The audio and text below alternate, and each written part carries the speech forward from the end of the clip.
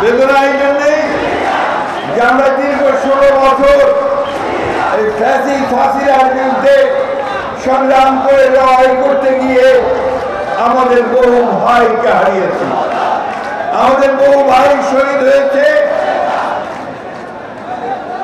গুম হয়েছে, খুন হয়েছে, 60 লক্ষ মানুষের মধ্যে মিথ্যা মামলা দিয়েছে।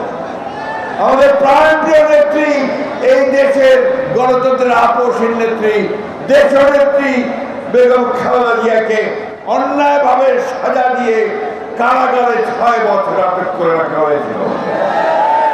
আমাদের নেতা, যে নেতা আমাদেরকে নেতৃত্ব দিচ্ছেন, আমাদেরকে স্বপ্ন দেখাচ্ছেন নতুন বাংলাদেশের, যিনি আমাদের 31 দফা কর্মসূচি দিয়ে গোটা জাতিকে সামনের দিকে এগিয়ে চলবার কাজ শুরু করেছেন, সেই নেতাকে মিথ্যা মামলা দিয়ে নির্বাসিত করে রেখেছিল বন্ধুগণ।